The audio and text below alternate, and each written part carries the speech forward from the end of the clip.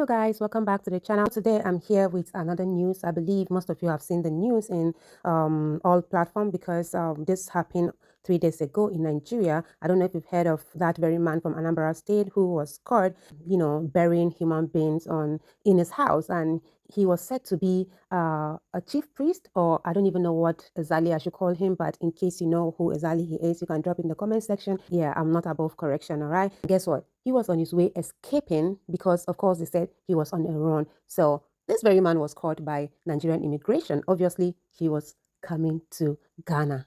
Yes. I said this a few hours ago when I was on live, on my TikTok live. I was like, this man will be running to Ghana if he's on a run, because most of them will execute crimes in Nigeria, and the first place that will come to their mind is, I'm running to Ghana. And that's because Benin Republic don't speak English, Togo don't speak English, but Ghana speaks English, so they can easily manipulate and enter the country. I was even wanting to react to the video so I can post and let the Ghanaians know that in case if they see someone like this or someone who looks like him, they should report to the police, because this man really have to be punished. But glory be to God. Before I even post the video, God has exposed him. Now he's being caught, and I believe he'll be brought to justice. You can imagine how many people he unalive. You can imagine, because for all I'm concerned, this man has been doing this for a very long time. Yeah, I heard it from a video I watched on Facebook. The guy was like, he knew this man since when he was a little boy. So you can imagine for how long this man has been unaliving lives. Well, if you've not watched this video, I will play it for you to see. Yes, I'll play it for you to see, so you will know what transpired, what really happened. So stay tuned, relax, and watch. And at the end of it, I have something to say. This man has taken the lives of multiple people. The pregnant woman that we saw that he killed and buried in his foundation, that is 2 people that he killed, because the woman is pregnant, and if she had twins, then it's 3 people we're talking about here. This man is a serial killer. And if he has a group of occultic people on his side, then those people need to be held accountable to the extent of their knowledge of it, first of all, and then their involvement of it. Another thing again to note is, in our previous video, hopefully if you haven't seen the video, you can check our pages. We've uploaded the first video. This is just a follow-up.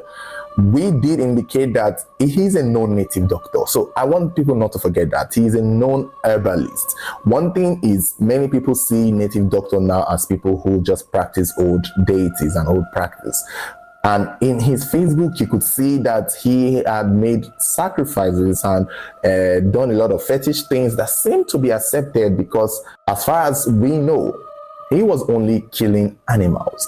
In his Facebook, you could see him kill a cow, you could see him kill a ram, you could see the calabashes. There's even a video of him in the water, in the river, appeasing the gods. So these practices, as fetish as they are and very obvious to other people in the community, did not raise alarm. I guess there is a limit to how much a native doctor could go. I'm our prince of Ajaro Borg. One bosses and they play the show. Look up your honor.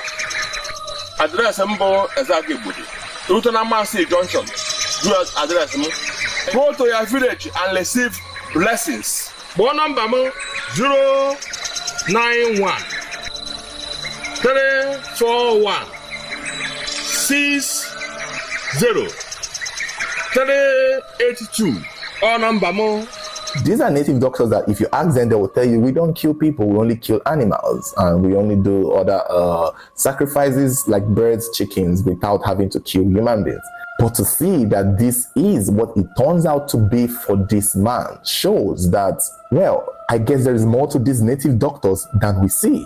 In the video where he was on the water, you could see that he is actually making this a business. So this man, even his phone number is written on it. He announces his phone number. And that is a problem we've seen with native doctors who advertise. It's so rampant. I tell you, people, it's rampant. Even when you go on dating apps like Tinder, you see chief priestesses advertising their charms and their juju. And that is what we've seen in multiple stories, where, like the one that happened in Ghana, where those kids killed one of their younger friend with a video game for rituals. They saw the advert on the news. We've done multiple stories where people get caught up in this ritual syndicate just because they saw somebody make an advert on either Facebook, Instagram, social media, or some dating apps. And this is one of those things. So how many people has this man done a human sacrifice for? I personally feel that everybody in that his video, every single person in that red dress, in that party spraying money, should be forensically figured out, identified, and asked questions, because these are people of interest. Another thing again I would suggest for the government to do is to identify who these victims are. Who are these victims? I do know that one of the people in his supposed ritual syndicate was supposed to be a bike man. I think he's one of the people that were caught and beaten, because they caught a few of the people in his group. People who hang out around him a lot were unfortunate. And some of them confessed to, I think one of them who claimed to be an Okada man, confessed to actually being the one who lured the said pregnant woman to that dungeon. He pretty much picked up this woman who was going somewhere and took her there, and that was how she was taken there. The video looks scary and creepy, as though she was dressed and as though she was decapitated on amputated per se on her leg, and it's sickening and horrifying to see, and to also imagine how much more and how much others that he may have done this with. Mind you, it does look like it's recent. So this is a body that seemed to be in the early stage of decomposition from what we could see. So we are assuming that pregnant woman and the said man and the other bodies may have been there within a space of 1 to 2 weeks. I wonder who the woman is. I wonder where her family is, her husband, siblings. I wonder how much they would be looking for this woman. And I also wonder how many more people these people have taken and blinded and covered the eyes of everyone around them with money. It's very horrifying. Now, another problem that I also want to express as regarding this story is, I know this is the part we will have some issues. Why is the government breaking down properties? Why do we always do this a lot? I don't understand why anytime somebody commits some kind of crime like this, before the person is even arrested, before an investigation is done, before a proper forensic assignment has been carried out, they are already breaking down properties. I feel like the police should have gotten into this house and searched every single spot of this house. The ceiling, the well, the bathroom, the underground. I can bet you that there would be more to see in this man's main house. The fact that in less than 24 hours after this news break, the Enugu state government is breaking down buildings only looks like they are trying to cover up something. I don't understand why we go to burn down buildings once we see that a crime has been committed.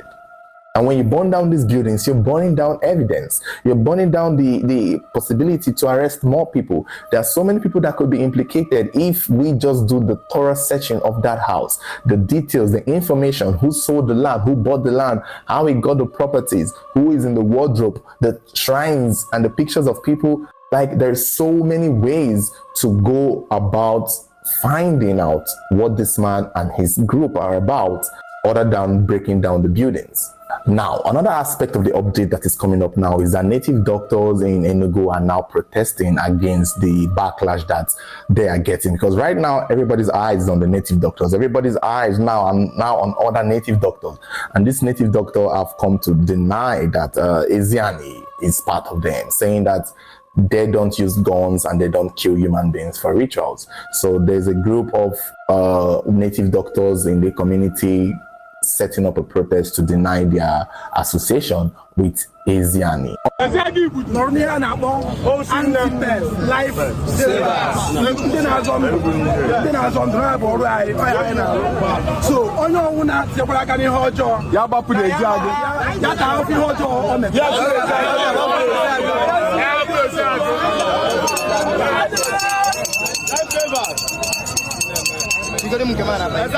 On the flip side on this story, a lot of people have also observed that the young 13-year-old girl that was rescued seemed to be wearing a rosary on her neck, and many people are pointing out the fact that that rosary could have been what helped rescue her. And believe what you may, some people believe that that helped. Some people, it don't matter what you believe at this point, but in situations like this, anything goes. As long as this young lady or this young little girl was rescued, and her voice is what has led to the exposure of this man and his dealings, it's something to celebrate. It's something to, point out and it's something to hold up high and say that, okay, maybe the rosary did help her. So far, this is all we have. This is all that we have, and we are hoping for more updates. We're hoping that, you know, they will find this monster and his cohorts.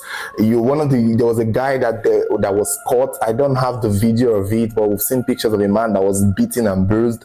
He was in the house first when the angry youths came, and he claimed to be a security, but it turned out that this said man was somebody who had come here to do his own sacrifice. He had come to Eziani to help, you know, run a sacrifice for his ritual for something else that he wanted to do personally. Eziani was supposed to do some kind of personal ritual for him, and he was waiting for the final one. It was supposed to be a water one, but unfortunately this whole thing blew up and he could not finish it, which I'm starting to think that's part of the bodies that were thrown in that uncompleted building. Underground was for him also, because this is a lot. This is too much. And unfortunately, he was caught and overpowered, beaten, and I think he's in the police custody. We don't know if the police have started, you know, looking for him. We hope that they do, and I don't think he can run very far. As far as I know, I can imagine that his next guest will be to run to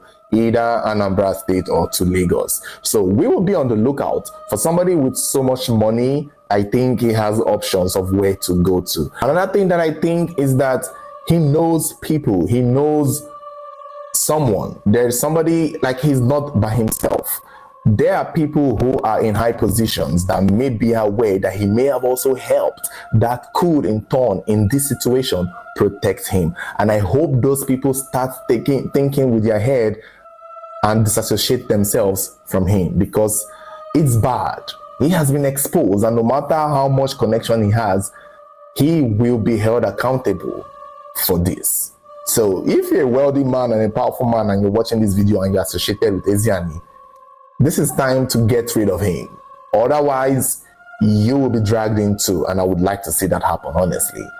So you guys stay tuned, stay subscribed, stay following this page. Whenever there is an update, I would let you guys know. So you guys have seen and heard what really happened. Why would a man do this to his fellow human beings? That's the question that kept coming to my mind. And guys, I've not gotten the answer yet. The heart of a man is desperately wicked, all because of money. And guys, I want to show you this video where this very same man is spraying money on a wedding. I don't know whoever wedding he went to, but you need to see the bundle of money he's holding, spraying all over. Oh my God, people can intimidate. That's the reason why I always say, don't feel intimidated by what people are doing. Don't even pray to be like somebody, because you do not know the root of their money. Let's watch. So now you've seen for yourself. At least I don't have to open my mouth and talk plenty again. This man is a rich man, but his source of money is very evil. Stop. Don't try to be like somebody. Relax. Your own time is coming. This life, making money is turn by turn. Today, you might have money. Tomorrow, you will not have. So don't feel that this person get money, blah, blah, blah. We've seen billionaires that are without nothing right now. I've seen with my eye. I know what I'm saying. Who knows? Maybe it happened to me or to my family members. Who knows? Only God knows. Be careful, guys. Be very, very careful. So let's fast forward to what I was saying, what I was trying to tell you earlier. I be like, whenever they execute something in Nigeria, like they do something bad in Nigeria, the country they think of coming is Ghana. Hey, Ghanaian government should know these tactics. Yeah, they should be aware of this. Anytime something happens in Nigeria and the person is on the run, they should be alerted, especially the immigration and the police officers on at the border. Yes, they should be vigilant, because I know, of course, I don't even have to tell the Ghanaian government or the police, the security service personnel. I don't have to tell them. They already know what to do. Yeah, this is an example of a working government. I don't know where exactly they caught this man though, but I don't know if this is Nigerian border or where exactly, but obviously it's not in any of the French country border. It should be in Nigeria or maybe Ghana. The news is yet to come up though. If anything, I'm going to let you guys know. So guys, everything that has a beginning also has an end. I've come to the end of my video. I'd love to hear your thoughts in the comment section. Do also like, subscribe to the channel. Share this video to as many eyes out there. I believe they'll watch and learn from it. I love you guys always. Bye bye.